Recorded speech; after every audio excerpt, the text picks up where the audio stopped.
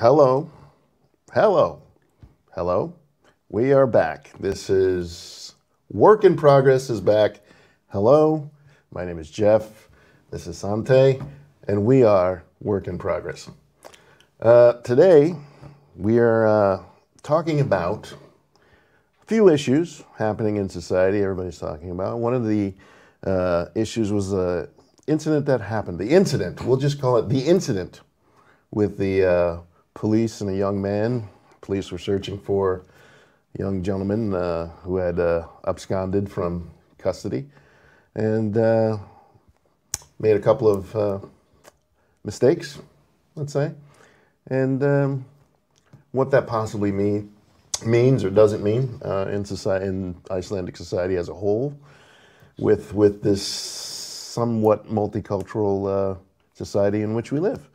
We're going to be talking about the ongoing protest with the sale of Icelandsbanki and what those protests may mean, what's the ramifications and possible outcomes, what it means for maybe us as newcomers. And we're going to talk about maybe just some fun stuff, maybe just what's going on in celebrity news, because it seems like a lot of things are converging in life, doesn't it? It seems like, we came out of COVID and we thought we can breathe, and then we get slapped in the face with a number of things.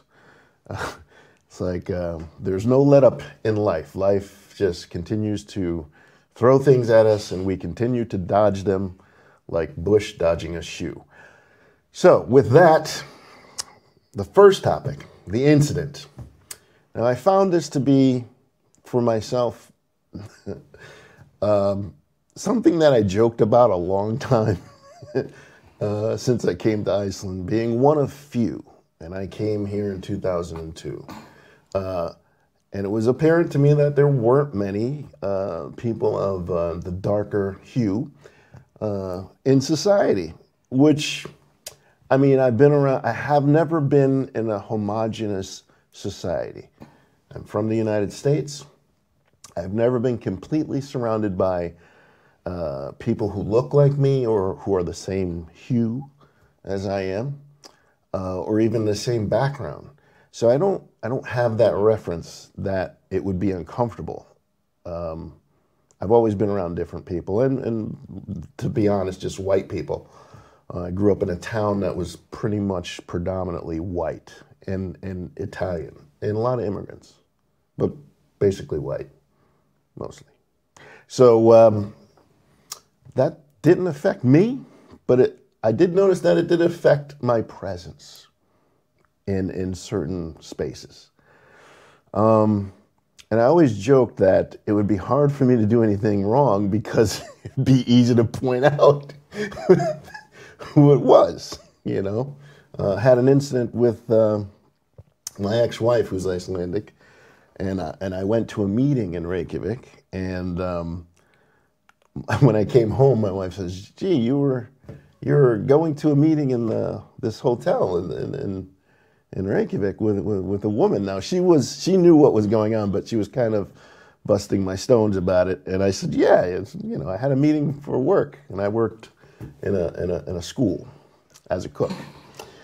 And what happened is some friends of her mother had seen a gentleman of my hue going into a hotel with another woman. I don't know how, maybe they knew it was me, but they figured, hey, what are the chances?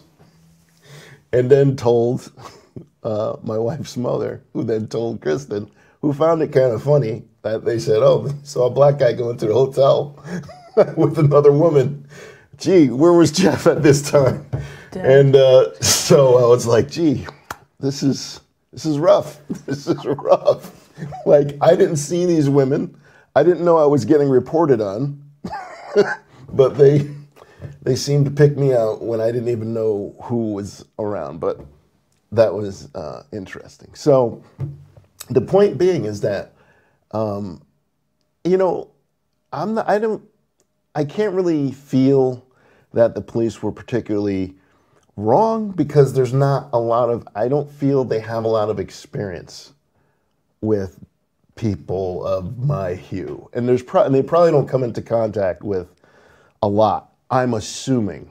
Now, I could be wrong, but most the Icelanders that I know and have met, their circles are Icelanders they know, and it's family, and it's small, and it's usually very few unless there's some kind of family tie of someone else. So I imagine, you know, it's hard to, if you say, hey, there's a black guy, blah, blah, blah, they're going to look for a black guy. There's like 2 of them around usually in their field of reference. So I can't say it was an intentional thing or any kind of personal bias because the gentleman who was missing was of that complexion.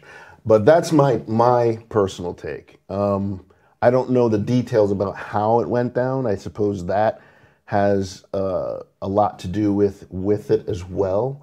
I think there were a bunch of unfortunate circumstances, but and I'm gonna let my co-host speak a little bit. But as a black male, it's usually us who are looked at as the criminal element. But the second incident was really where I think they really crapped the bed. Boy, no pun intended. That they should have investigated a little bit, just a little bit. To be sure. It's one of the criticisms I have of policing in the United States is that it's usually someone calls the police, there's an accusation, and they go in as if whatever was said was the actual situation. And it's like you have to determine the situation. You have to make sure what you're doing is correct. In the United States, we have the Constitution, so you don't want to jump on and trample people's rights to a degree, unless you're talking about something that's of like imminent danger. You know, I don't find the situation that the incident was of a imminent danger. But then again, like I said, I will caveat that with I don't know the total details of it. I have general information, what I read in the paper. So the second incident was where I felt, you know, you don't rush in and assume, and people are calling, hey, I see a black person. I was like waiting for the phone call for me to come in because, you know, after that incident, it's like people are just like, they don't have enough reference to make those decisions. But Sante, what do you think? I have to wonder how Black Icelandic youth felt about this, because I think for them, especially, they grew up here. I didn't grow up in Iceland. I grew up in New York City. I've been stopped by the cops many times. And I go, where's that girl that was just with you? And I was like, I just got off the bus. I don't know what you're talking about. They're like, yeah, okay, go to school. Or they're stopping me to search me. And I'm like, I'm not comfortable with this, but it does happen. Whereas here, I feel like there are so few Black people that I think it's very weird when they're kind of like lumped together. You know, I have a Black Icelandic friend. She gets confused for another, I guess, popular Icelandic, but another Black girl. And to me, they look nothing alike. And to me, I'm like, there's so few of us here that you're being mentally lazy. Because I've seen a lot of white Icelandic people that they're usually related. They look alike. And I'm like, hey, I saw you today at Costco. And they're like, I'm like, yeah, you had the green hair. That was my brother. Oh, shit, my bad. Well, you guys look just alike. And for me, I feel like, to me, they do, because they're actually related. Whereas someone will see me and be like, oh, aren't you, like, related to Sana? I'm like, no. What? But and to me, it's it's so lazy. It's just very lazy, in my opinion, to see, like, two Black people and you're like, you're related. And then in Icelandic media, when the incident happened, there were politicians or prominent members of society saying, oh, well, it happens that, he said, it happens a lot that Icelandic people get mixed up because they have beards. And he said also, redheads are discriminated against. And this is why, this is the hill I'm willing to die on, white people have no business dictating racial discrimination and racial bias, because there's no way you can tell me a fucking beard. Okay. is discrimination. Okay. Being a redhead Okay. is discrimination. I haven't seen any signs historically against redheads. I know it's an ongoing joke in comedy circles, but I never really personally. But yeah. But I will preface to say that my experience with the police in Iceland has been non-existent, and if at anything, positive. I've come into contact with the police maybe 3 times since I've been here. One was for me actually driving too fast, I will admit to that, and I was handled very pleasantly. I will remember. Thank you for that.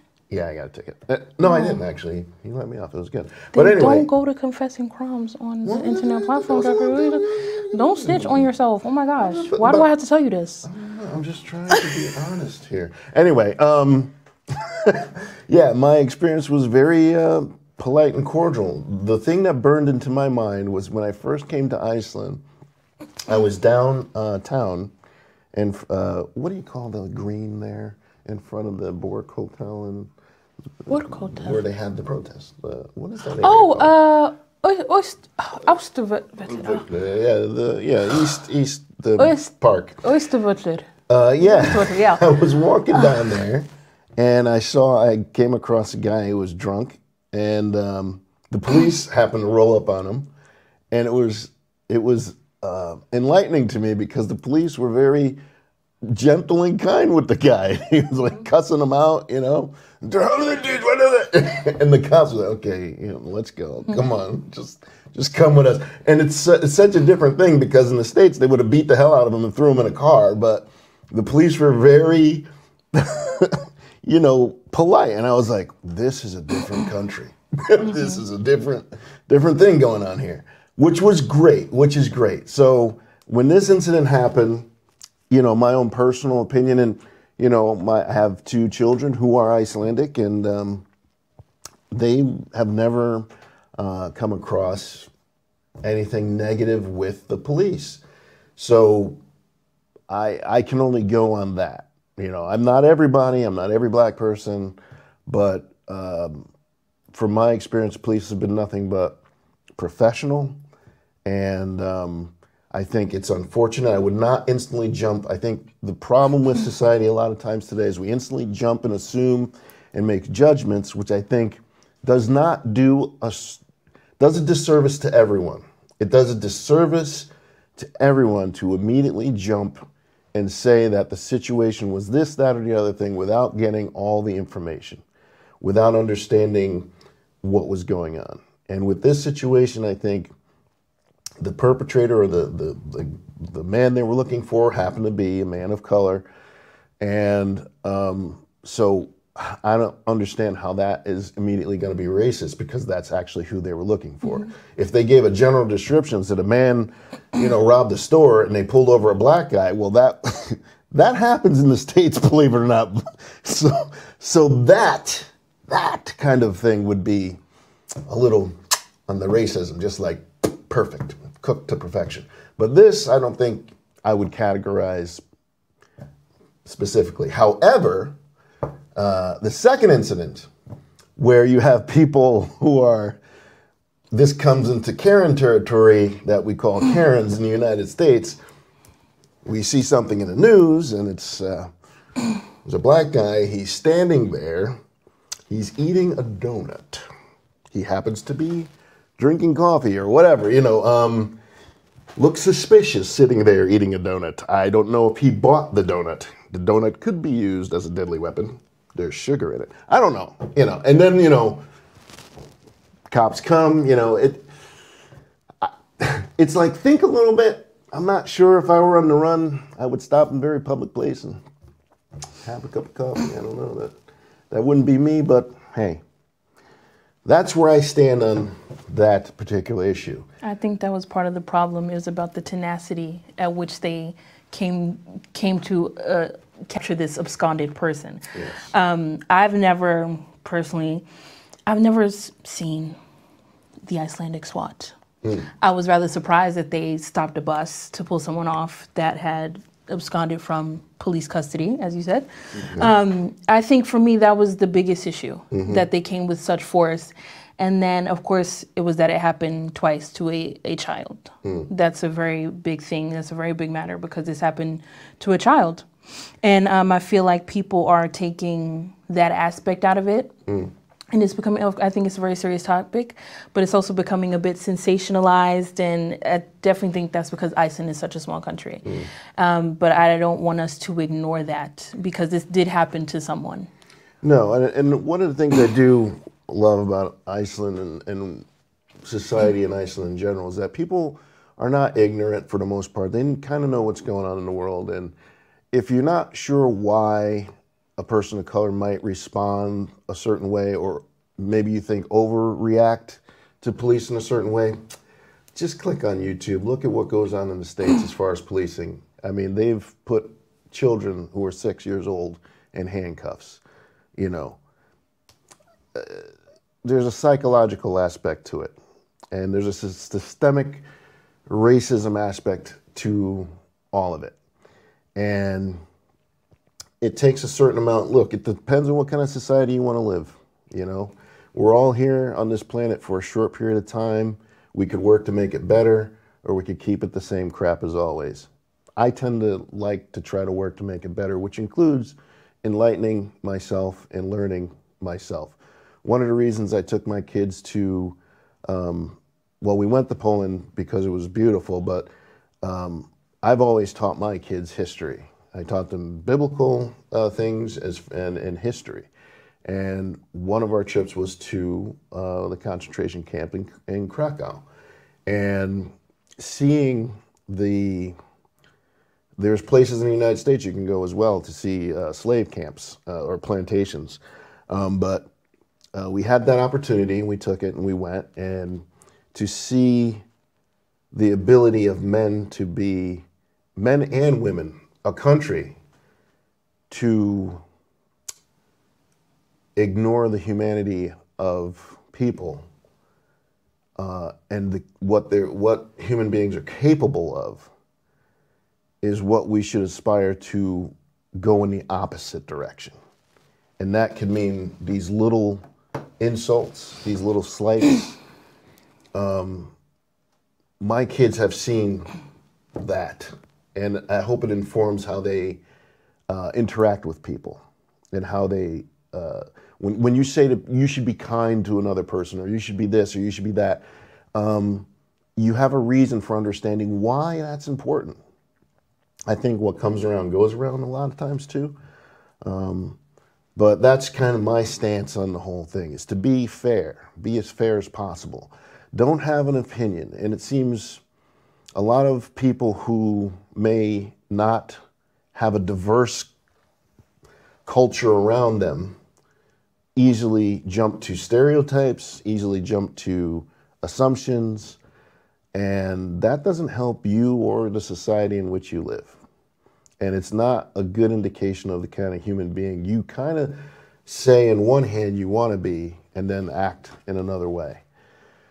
It's one of the issues I always had being an American, and we have a Bill of Rights and a Constitution. And the one thing that was drilled into my head since I remember being in school was all men are created equal. And men at the time, even in school, my teachers prefaced that all men being equal. At the time, they really were thinking of only men, but we've kind of come to know that that's mankind. We would prefer that to be the known use of the language, okay? But all men are created equal. And then you don't live up to those things. And you should be called out on it, because if that's your noblest, highest ambition, then that's what you should be working towards.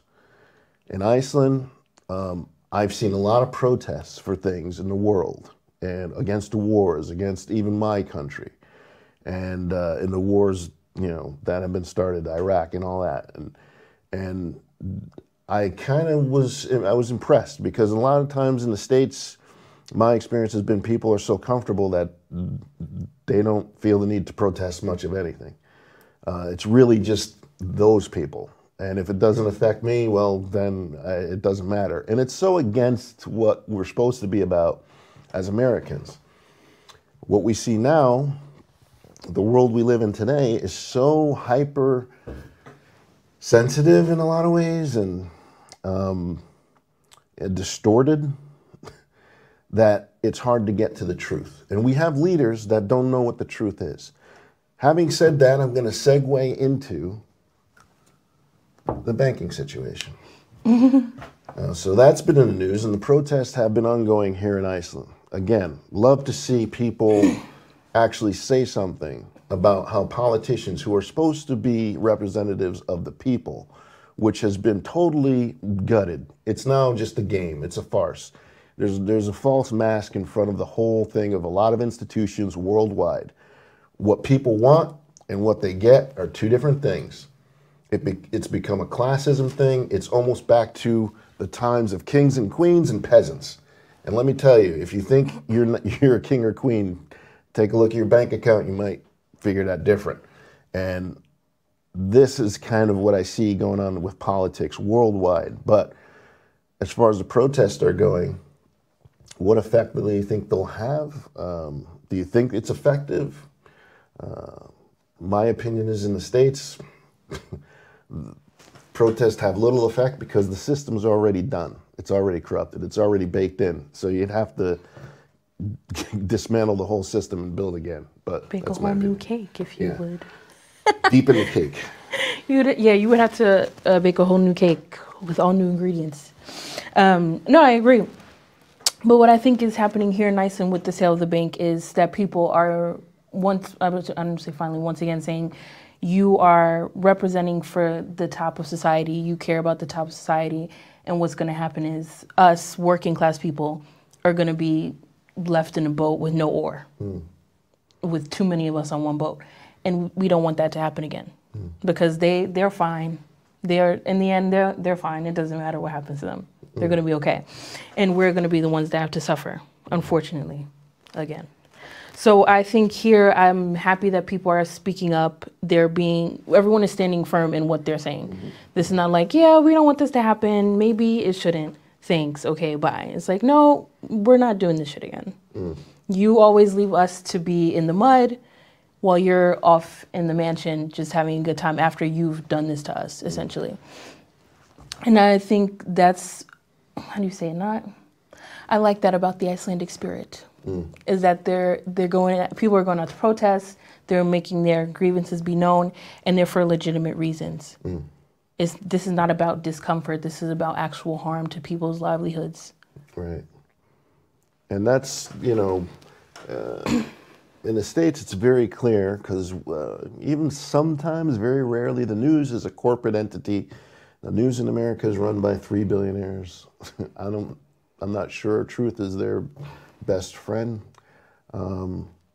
So the news that we get is watered down, very, not really nutritious for the people. It's biased. It depends on what you want to hear. And the truth is sometimes uncomfortable. The last election, to me, proved that people kind of did the same thing, but kind of hoped for something to be different. But I think... And what do we call that? Yeah, insanity. But the issue, I think, is that people forget that human beings are human beings. We somehow think if you get a title, that changes you. If you get a label, somehow it makes you better or different. Black people, I'm sorry, we have understood from the beginning that just because you have a title doesn't make you somehow superhuman or have better morals or somehow are above doing what anyone else would do, or even criminal element would do. The title sort of gives you cover. And it's nice to see that people aren't just, rolling over for the BS. In the United States, a Supreme Court just got a ruling leak that they were going to overturn case law.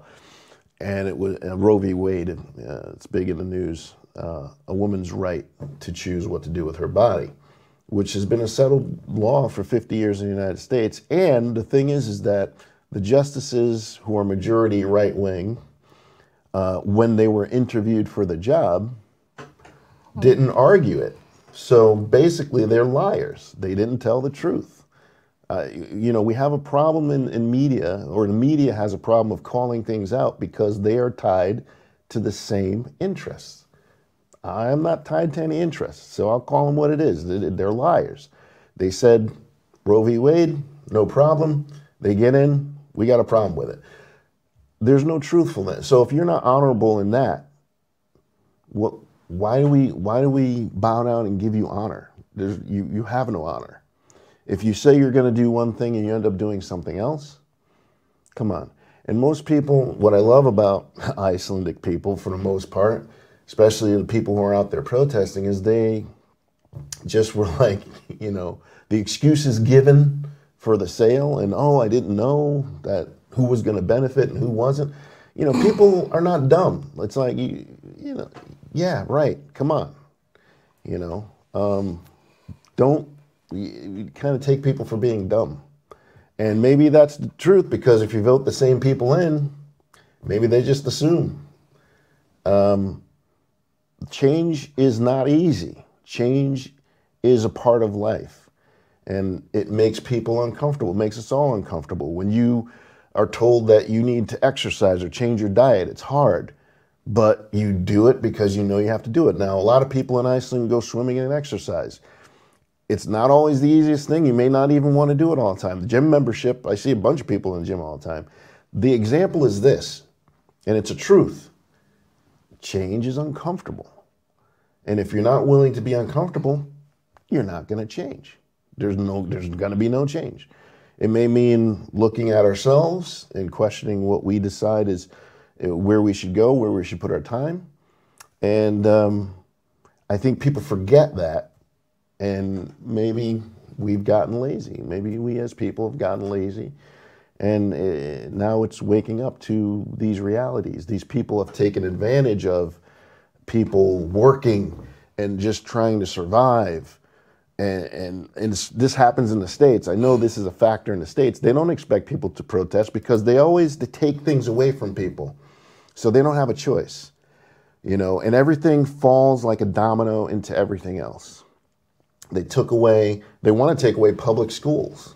They have no health care. They have no child care.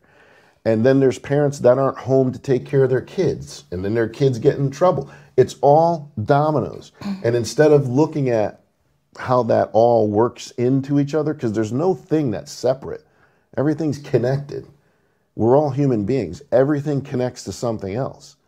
And it's ignorant to think otherwise. It's really disingenuous to try to isolate a problem without understanding the problem may bleed into something else. And that's just facts. If you have an issue with your car and you don't fix that issue, it leads to other issues. I mean, there's nothing in nature that is so isolated that doesn't affect anything else.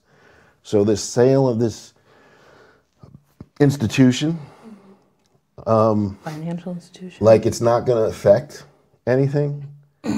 It's affecting something, and it will. Even if you don't see it now, well, it will in the long term. We have a housing issue here. People buying multiple properties that can afford to, and that leaves the lower half scrambling and scrounging.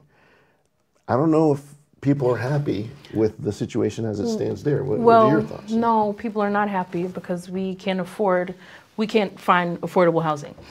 But I think back to your comfortability thing that you were saying, you're asking financially wealthy people to be uncomfortable by asking them to go without, the second house? The summer house and the house in Tenerife and the house in the south of France.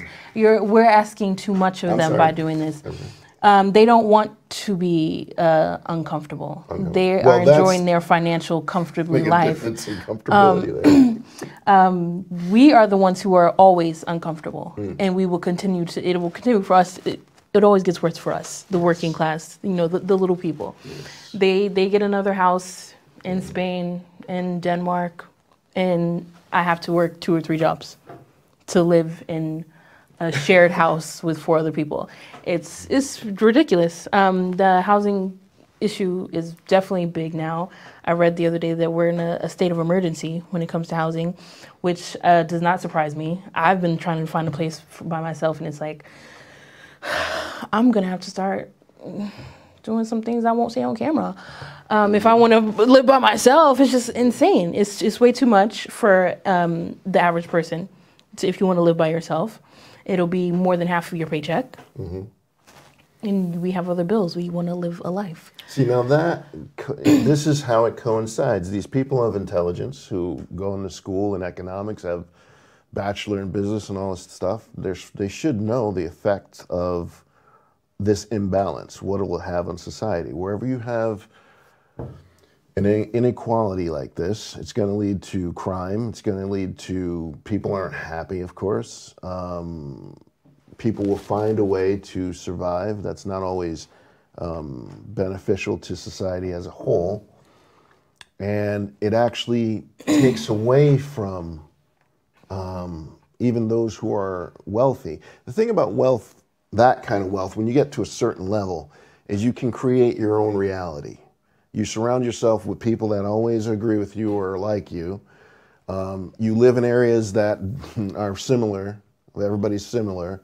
You are in your own reality. You are in a bubble. You are not in reality. You are in your own reality. And then when somebody says to you, hey, this may not be how it really is for everybody, you know, you're the bad guy. When actually you're trying to bring them to a level of humility and a level of peace within themselves. I think money is like almost anything, too much of anything can be an addictive thing. You know, I have one car, well now I want two. I have one place, well I want two. You can't live in two. I have yet to get to that level where money is addictive. I don't think I want to reach it, but I mean, hey, if someone out there wants to test my abilities in self-control, I'm for it. I mean, we're all human, you know? We're all human. And I've been fortunate to be around individuals with a lot of money. I've been in areas with famous people. I've been around some of my own friends who do really well. They're not what I call stupidly wealthy, which is, stupidly wealthy is like buying an island. That's kind of what I call stupidly wealthy. So are you like trying to tell us you're rich by proximity? Are we going to have to eat you too, Jeffrey? Oh, wow, you beat me up. Okay, no. What I'm saying is that I've been able to see how the other half lives. It's nice. It's nice. I mean, everybody would want that to a degree. I think rich people scare me. But like I said, I think it can have an addictive quality, and as we know, addiction is not really great. It's not good for the human soul. The best thing that I think we as human beings really get a fulfillment and enjoyment from is helping other people. Coming to Iceland, I tell you, man, there's a lot of Icelanders who have just sat and talked with me, older Icelanders who have told me about their history and their experience going around the world and meeting people that I've truly appreciated, that has really opened my eyes to things that I didn't know about, that gave me an appreciation for Icelandic culture, that really stopped me from having assumptions and things like this and always withholding to try to see where someone else is coming from. Those that have helped me and maybe correct me on certain things, who have actually engaged me, not ignored me or pretend I wasn't there or looked through me, which happens in my experience. 80% of my life in this country is about when I walk into spaces, how can they ignore that I'm there or not acknowledge my presence or give me that side eye. You know, I mean, listen, we're all human beings. I don't know how many times I got to say that. The problem is that I think there's been if you don't, it's so easy to just categorize people. And if you never met people, you don't open yourself to that experience. You can be a white Icelander grow up with white Icelandic teachers, marry a white Icelandic person, die, live your whole life surrounded by white people and think nothing is wrong. There's nothing wrong with that. You've gone through your life and had limited amount of experience with anybody else who doesn't look like you or have your experience. For me, that's just not me. I didn't grow up that way, and I think I'm a better human being for it because I have an appreciation for other people's successes. I celebrate other people's successes, and I mourn with people who I have nothing in common with. I have nothing in common with, but I can relate. Like I said, I have friends who are Jewish, and when I went to the Krakow, my level of understanding got deeper, and I understood the sensitivities around certain subjects and issues. And I would hope they would do the same for me. I would hope that that would be a reciprocal thing. I'm not sure it is. In society like the United States, for instance, slavery was, when you don't consider somebody human, they can do anything. And when you don't consider, I don't think even people understand the whole slavery thing, how it was. There was slavery throughout the world, you conquer people and you enslave them. But this chattel slavery was a little different. You didn't consider them human. That meant men, women, and children were fodder. Now, if you think about all the horrors that you see in the world today, the murders, kidnappings, rapes, tortures, all that was legal to do to a black person in the United States. That kind of thought process doesn't disappear overnight. And that kind of thought process was a worldwide thing. There are statues to people who owned people in many parts of Europe. Iceland, not so much because it didn't have anything to do with any of that. It was something that was pretty funny when I saw Trevor Noah. He was like, so white people in Iceland, they walk around, we didn't do anything. We didn't mess you up. So, hey, it's a different kind of swagger. And he noticed that as a comedian. It was very observant of him. And I think he had something there. He was spot on about that. Which is also kind of refreshing. In Iceland, there is no of that historic kind of negativity. However, it does confuse me that I see a lot of rap, dance influence that originates from people like me, rappers who, when I first came to Iceland, I was told there was no Icelandic rappers, or Icelandic was hard to rap. Now I see a lot of Icelandic rappers, which I think is kind of interesting and cool. It's a form of expression. But they embrace that, but the people in which it comes from are you're kind of like, I don't know. It's like, come on, man. We all enjoy kind of the same things. What's your opinion? I've been going on. Well, I would say, actually, I had a coworker. I told her about my family. We are descendants of slaves, and I was telling her about I think it's my great grandmother. Her and her son, they were sold separately, and this is and she actually started crying, and she was like, this doesn't make sense in my mind. And we were at work, and I felt a bit bad for her. Because I was she was crying, but I was like, damn, but this is my family, This is something that's really strange to think about. Because also, Icelandic people, they can know a lot of their family members. As a lot of Black Americans, we don't know where we came from. Oh, yeah. We have the feasters, we have a Facebook group, and now we can connect with other feasters, okay, that's cool. Which is very, that's just it's new, this is something that's happening. We can't we don't have a family tree and this person was this and this and that, and these heirlooms. It's no, because at one point we were property, and having to explain this to people is what the fuck? And I'm yeah, no, that really happened. Yeah. No one's lying about that. It is very traumatizing. Iceland does not have that history of chattel slavery, so yeah. I'm sorry to get. I think it's very they don't have that historical context, like you said, you don't erase that overnight.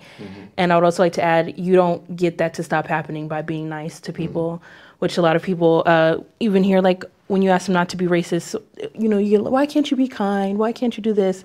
It's like, well, actually, people who are, like back then, who want you to be property, you can't hug them out of seeing you as a chair or as a birthing machine to make more property for me. And I'm not sure actually how I segued into that. I didn't really want to go back into the racial thing. However, you know, like the protests, for instance.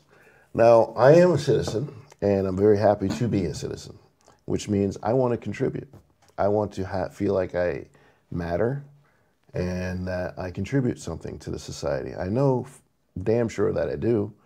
I've worked, sweat, bled in this country, and I've put in many sidewalks, and I've done different jobs, and my 2 kids are very positive forces in this society. So I don't have a doubt that I do contribute to society, but sometimes, like in the United States, we forget that those have come from other places and have tried to establish themselves, have a role and a stake to play in this country, whether you like it or not. And if you don't like it, then draft a rule to kick them all out, because the reality is what it is. When I go to protest or anything, I'm surprised that people are surprised to see me there. I don't see a lot of different faces a lot of times. And I do see a lot of faces like, what the hell? Well, we're here. We do pay taxes, and we might have some interest in knowing what's going on. I think some of the news around the union situation, well, that's another institution that is going through changes, needs to have changes. I happen to belong to that union, so I'm not going to speak too much on that. But it does have to do with low-wage workers. And I don't know if we've learned anything coming out of the COVID, but the low-wage workers were the ones who were going into places that were hazardous for them. Concerning the health news at the time, I was really concerned about bringing home COVID to my family as I proceeded to do my job.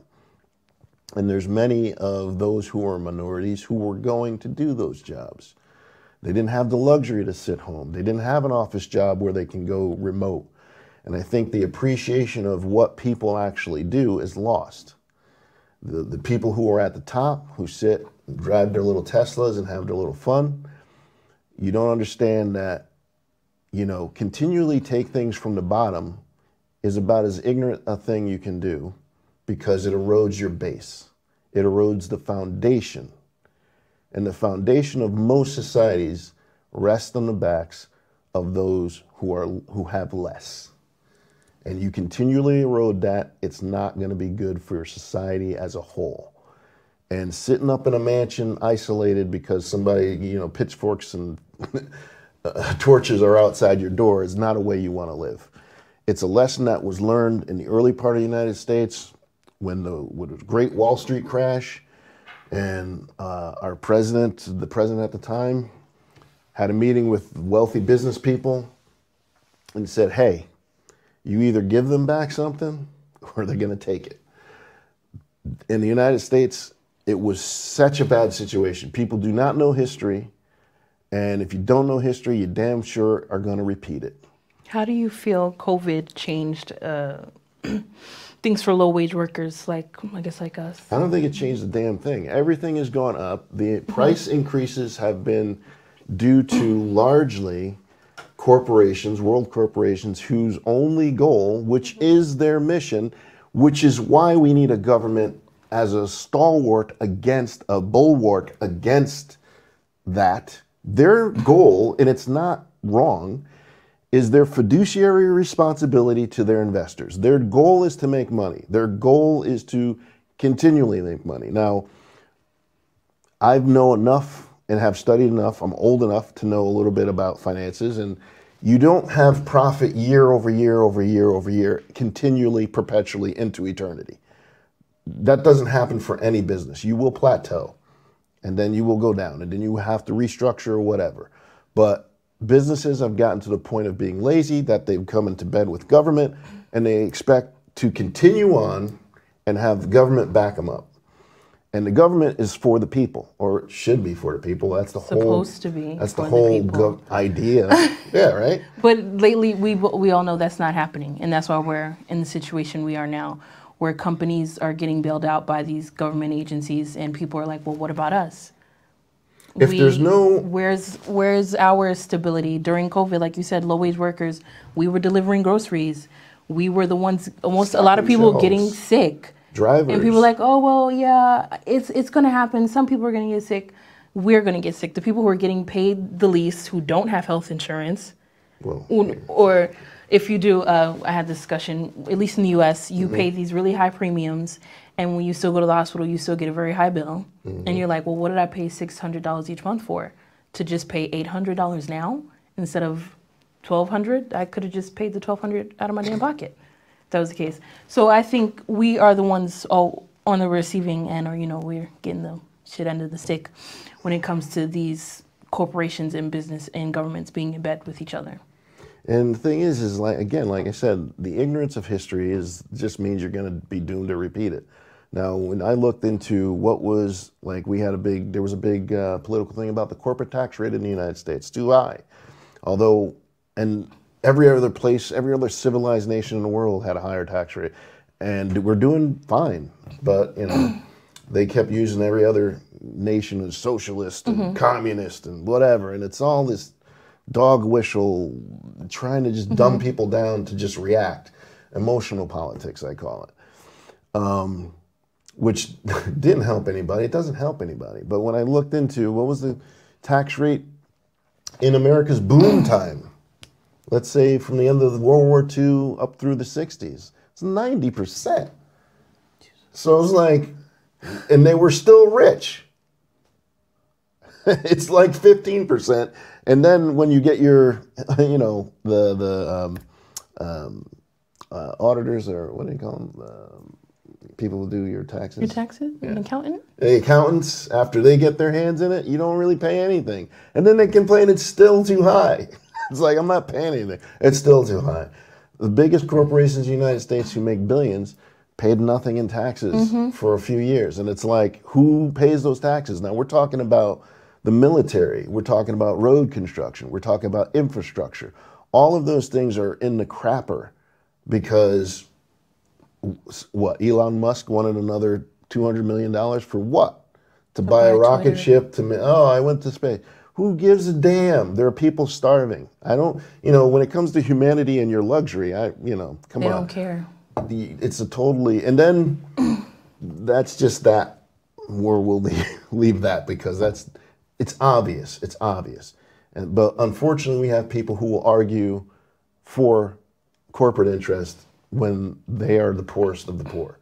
And that's called propaganda and brainwashing, as far as I'm concerned, because you never looked at the facts. The United States had a high corporate tax rate, and everybody prospered. Everybody prospered. People could send their kids to school. People had the ability to go on vacations. Definitely white people, not so much black people at the time. We were still trying to get the vote. You got to look at facts. Nicely. Yeah, I was trying to be nice about it, but you got to get the facts, And then whenever there's an issue where it comes to money, which is historically the case for making racial things or issues in society, whenever there's a money thing, and actually white people get pissed off about it, politicians know what to do. Well, let's look at the immigrants. No. Let's look at our other possible. What are the other problems? Something racial or immigrant-based will come into the public mind so that we can pretend that the people with the least amount of power are the biggest problem. The people with the least amount of power are the biggest problem. That's how it works. That's how they continue to get away with these things. Of course. And that's why we are called marginalized. Of course. Because at the end of the day, it's the homeless people, that are taking up your tax money. It's the black people. It's the kids that need free lunch. It's the kids that are here undocumented or illegally, as they would say, that are taking up your money, when we know that's not the case. And I feel personally that it's starting to become more clear. I would also say thanks to the internet, because before the US could put in the newspaper and say, oh, communism is coming. It's going to take this from you and your kids. And you couldn't, what could you do? You could talk to your neighbor who also watched the news and read the newspaper and was like, oh my God, the Chinese are going to come and we're not going to have food. We're just going to have to eat Kellogg's and this one cereal and never have fun and do that. And now people are seeing that's not life for other countries. Yeah. They're like, well, they have health care and they're not like making GoFundMes or donating blood to help pay for their kids' cancer bills. This is not what we were told. Well, you know, it's these kind of illogical things that it surprises me. People are really argue about it. It's like the protests are heartening because it's like you're united about something that's actually correct. You should be outraged. And it's like in the United States, teachers buy books for their kids. The teachers, out of their own pocket. Classroom supplies, too many things are just, it's unacceptable. But this is the richest country in the world, and you got to say, but for who? But, you know, in the States, people are so divided in their mind, they don't know what the actual problem is. They rather point to their neighbor who's in the same boat because they're an immigrant or a different color or a different political affiliation, and they think that that's the problem. That's not the problem. If you look at it, they don't have any power to affect your life. And until people in general get a grip and start getting real, don't expect much change to come. And that means, again, like I said in the beginning, a little bit of being uncomfortable. You might have to say something to somebody that you know. You might have to correct somebody. You might have to present a fact, present truth to power, which is not always easy and always costs something. But the cost of saying nothing, the cost of silence is much greater. And you're not going to know it sometimes until it actually comes and kicks you in the face. Until you have to be the one to pay that price. It's usually how it goes. I think even here in Icelandic society, as we're seeing people of color, even like with the show, we talk about our lives here. And there are sometimes there is a price, you know, oh, I saw your show and you said this. Yeah, that's how I feel. Of course, if you need a job and you depend on that job and someone maybe from that job says, some people can say microaggressive things. Sometimes I feel just a lot of people are ignorant as opposed to outright racist. They'll say things. I'm like, we shouldn't say that. And they're like, why not? And I have to explain to them why. And they're like, I didn't know that. And I think you can make informed decisions.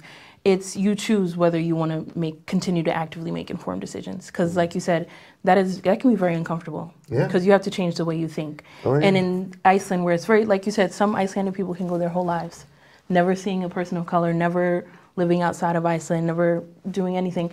And that's fine. That's comfortable. And that's a possibility for some people.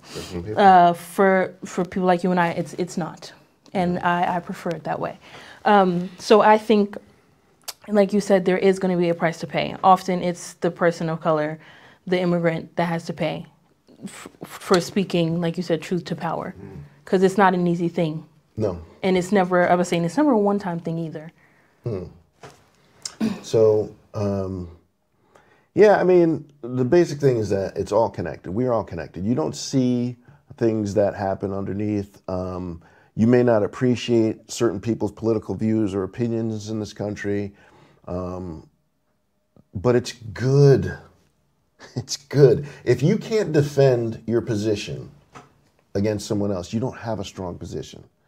You know, we have Socialist Party, Pirate Party, all these different parties. Look, if you are upset that you have this party challenging you, then you're a weak party. You should be challenged. You should be able to defend your position.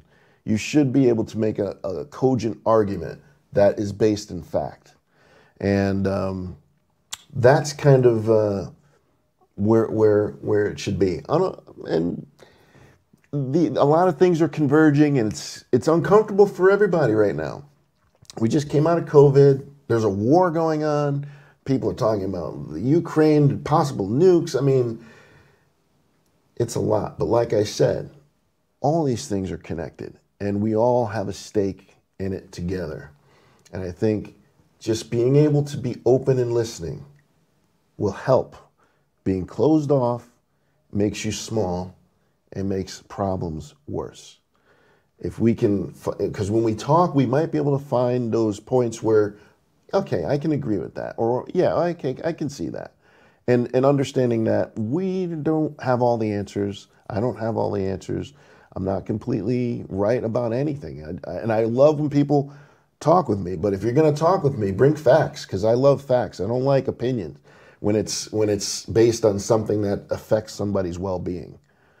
When it comes to whether it's women's rights or union rights or anything like this, or just people's rights.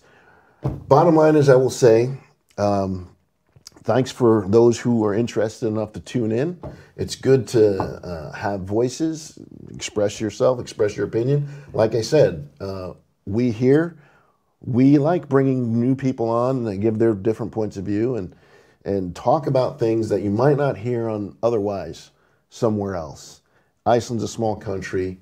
There are a lot of people here with a lot to offer, a lot to give, expertise, and it's better that we know that is available to us here in this country to make it a better, stronger, richer country. And that's one of the things I love about Iceland. I can speak, that I even have this platform. I thank goodness that I have this platform to be able to speak. I'm not in a country that limits things. And if you hear people who are upset, tell them, remind them, hey, that's a free country. You want to live in another country that isn't so free? Let's accept those differing views. That's where I'm going to leave it. Mm-hmm. Okay. I would like to say thank you to our producers, because even though we have this platform, I am personally technologically redundant. So we wouldn't be here, at least I wouldn't be here, without Olivier and Boye, because, you know, they're awesome. They're the best. Mm-hmm. But also, like you said, I think, yes, we do have the opportunity to speak in Iceland, mm-hmm. which I think is great. I think we also need to give ourselves some credit, because I haven't seen many, not for lack of trying, I have seen some other people of color doing like shows or YouTube channels, things in Iceland, which I think is great. I did not know that we kind of have like some supporters, and I just want to say thank you and hey. And you know, you went to see Trevor Noah last night. If he ever watches our show, I am a member of the working class, and a free ticket will not go unappreciated. That's all I'm saying. So next time he's in Iceland, hey. But yes, I want to thank everyone for watching our show and listening to me ramble sometimes. So with that, we're going to say thanks again. We're signing off, and we'll hope you tune in next time. Maybe bring some opinions. Write something on the Facebook or whatever. Let us know what you think. We'll discuss.